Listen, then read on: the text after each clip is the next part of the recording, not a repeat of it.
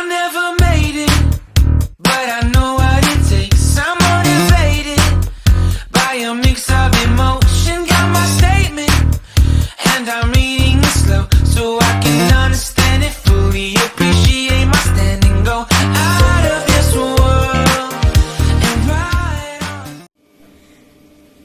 Guys, welcome to my channel, Kusina Ilocana. Ngayon ay magluluto na naman tayo ng lechon manok sa turbo oven. Ito ang mga kakailanganin nating sangkap. Whole chicken. Lalagyan natin siya ng hipon sa loob. Olive oil. Soy sauce. Yung dahon ng sibuyas o spring onion. Gagamit din tayo ng herbs. Bawang. Yung durog na paminta. At yung tinatawag namin sa Ilocano na karimbuaya. Or in English, cactus. Mamaya ipapakita ko sa inyo kung anong halaman ito. Umpisahan na natin ang pagtitimpla nito. Yung cactus leaves. Or karimbuaya in Ilocano. Yan. Unahin natin ang paminta. Yan, guys, ilalagay natin to sa loob. Tapos, yung bawang natin. Lagay na natin lahat. Masarap siya pag maraming bawang. Ito, paminta, ilagay na rin natin lahat. At, konting asin. At lalagyan natin ng herbs para maging mabango siya. Yan. Tapos natin lagyan lahat ng ingredients. Yan. Lalamasin natin siya ng ganito.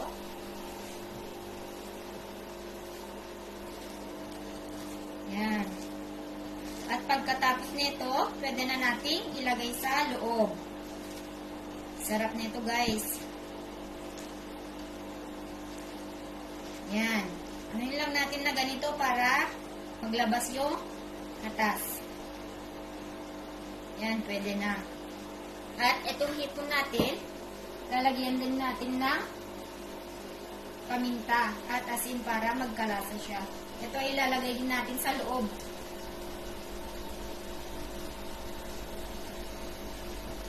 Yan. At sa loob, lalagyan din natin ng herbs para maging mabango.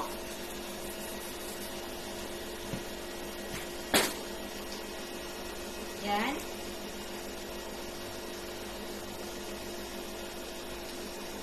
Yan, guys, pwede na natin ilagay yung palaman sa loob.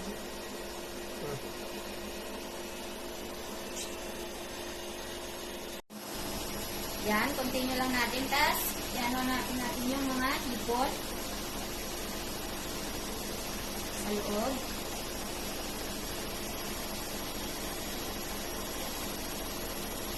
Yan. Tapos, ito ulit.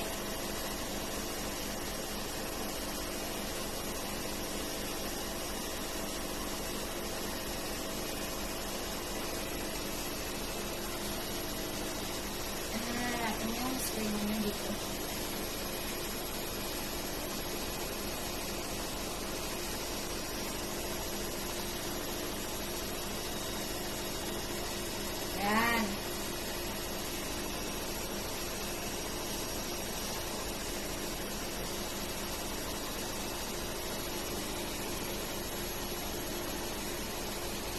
Sana ilagay na lahat.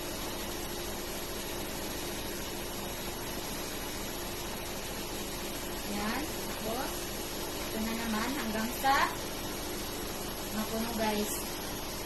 Yan, tamang-tama lang siya sa loob.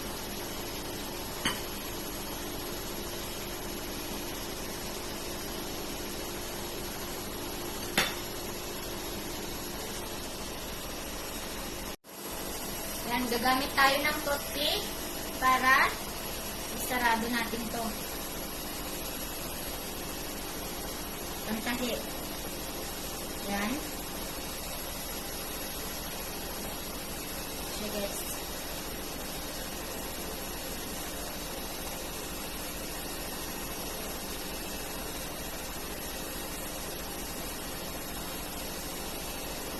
Yan. Tapos, ito hanggang sa maisara siya.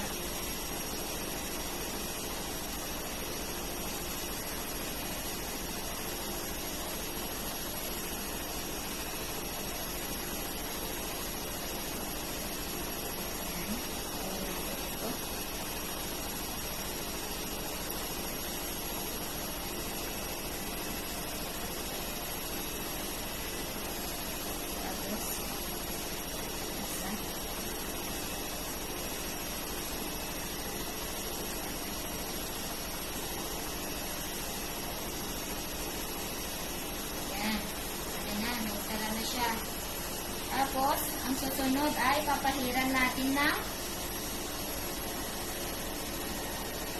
olive oil. Right.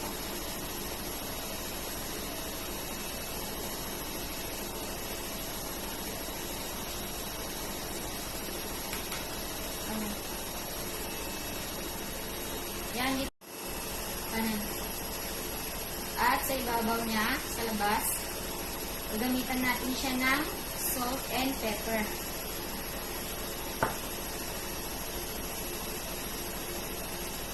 Yan, spread lang natin siya guys.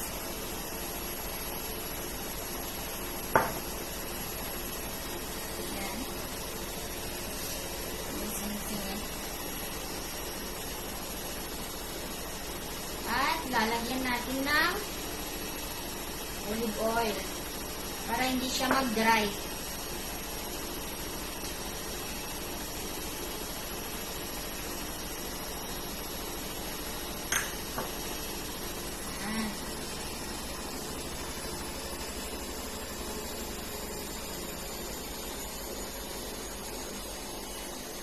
At ito namang soy sauce, ilagay rin natin.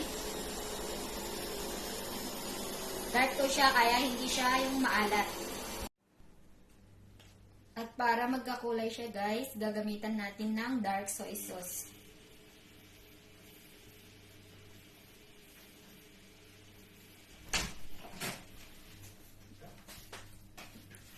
Oh.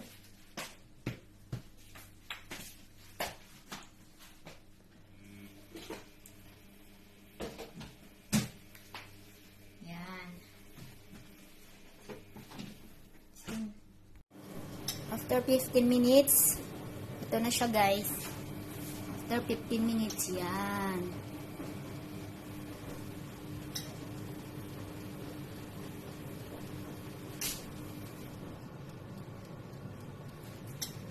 Buksan natin at tignan natin. Yan na guys. After 15 minutes yan.